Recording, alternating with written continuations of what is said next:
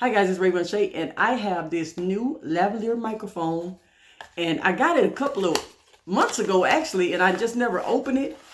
But this is the way it comes. It comes in a little pop voice pouch, and it has the little instructions here, tell you how to plug it in. And I need to hurry up and use this because I'm about to go live, so I really need to see how this is going to work. It's pretty long.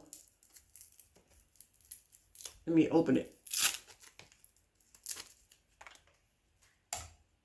Oh yeah, it's really long, so I'm getting ready to. I'm going to plug it in so you can see how it sounds when I plug it in. Right now I'm just using my cell phone, and I'm getting ready to plug it in. Now this is how it sounds when it's plugged in. I'm tapping it. Can you hear it? You can hear the difference in how it sounds as opposed to when I was just using my phone. So this is the lapel microphone.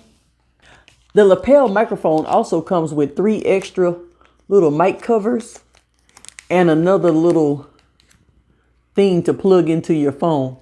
So you're well equipped and prepared once you get this microphone. I really like this microphone. You can see the sound quality. You've heard how it sounds, and this is the microphone.